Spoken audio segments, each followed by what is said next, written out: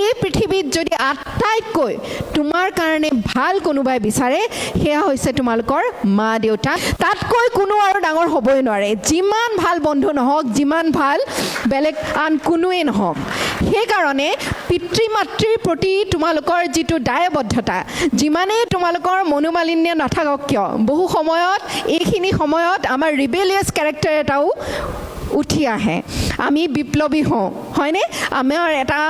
মানে ৰিভলিউশ্যন কৰিব পৰা বা যোৱা মন এটা যায় আৰু সেইখিনি সময়তে কিন্তু যদিও নেকি মাহঁতৰ কথাবিলাক তোমালোকৰ এনেকুৱা লাগে যে অকণমান পুৰণি যুগৰ নেকি ক'ৰনো কথা কৈ আছে কেতিয়াৰনো কথা কৈ আছে আজিৰ দেখোন এইখিনি কথা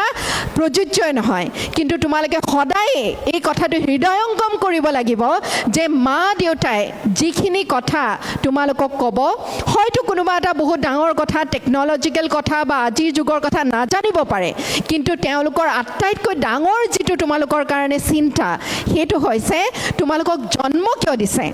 তোমালোকক জন্ম দিছে যাতে তেওঁলোকৰ নতুন প্ৰজন্মটো নতুন ধাৰাটো তোমালোকে আগুৱাই লৈ যাব পাৰা নতুন যিটো স্বীকৃতি নিজৰ যিটো ছাৰ্ভাইভেল আমি নতুন প্ৰজন্মৰ দ্বাৰা আগুৱাই লৈ যাব বিচাৰোঁ তাৰমানে আমাৰ যিটো ছাৰ্ভাইভেল ইনষ্টিংক্ট আছে এনিমেল ইনষ্টিংক্ট আছে সেই বস্তুটো আমাৰ মা দেউতাৰ মনত একেবাৰে শিপাই আছে তেওঁলোকে বিচাৰিলেও তোমালোকৰ বেয়া বিচাৰিব নোৱাৰে সেইকাৰণে তোমালোকে নিজৰ মা দেউতাক কিবা কিবি কথাত যদি মনোমালিন্যও হয় তোমালোকে বিশ্বাস ৰাখি পেলাই একেবাৰে বেয়া ঘটনা এটাও ক'বলৈ তোমালোকে সংকোচ কৰিব নালাগে ভাল কথাখিনি যিমান আগ্ৰহেৰে তোমালোকে মা দেউতাক জনাবা আৰু ঠিক একেদৰে তোমালোকে দেখিছা শুনিছা সিমানখিনি অন্তত তোমালোকৰ জ্ঞান হৈছে যে এই সমাজত তোমালোকৰ ভাল বুলি কোনে চিন্তা কৰে হয়তো এই সমাজৰ আগধৰা ব্যক্তিসকলে তোমালোকৰ ভাল চিন্তা কৰি এনে এখন সভা আজি আয়োজন কৰিছে তোমালোকৰ যি শিক্ষাগুৰু আছে তো সেই শিক্ষাগুৰুসকলেও বহু শিক্ষা গ্ৰহণ কৰি সেই পদত আছে য'ত তোমালোকক দুটা এটা জ্ঞান দিবৰ কাৰণে তেওঁলোকে যোগ্যতা অৰ্জন কৰিছে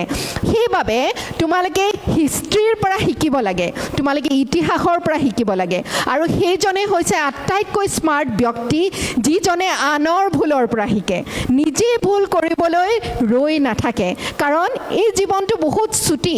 আমি বহুত বেছি ভুল কৰি গৈ থাকিলে আমি হয়তো পুনৰ আমি নিজৰ জীৱনটো উদ্ধাৰ কৰিব নোৱাৰিম কিন্তু তোমালোকে যদি লোকৰ আনৰ ভুলবিলাকৰ পৰা শিকা তেতিয়া হয়তো তোমালোকে নিজৰ অমূল্য যিটো সম্পদ যিটো হৈছে সময় তাৰ লগতে নিজৰ মা দেউতাই কষ্টৰে অৰ্জন কৰা অৰ্থ এই সকলোবিলাকৰ তোমালোকে ভালদৰে প্ৰয়োগ কৰিব পাৰিবা নিৱেশ কৰিব পাৰিবা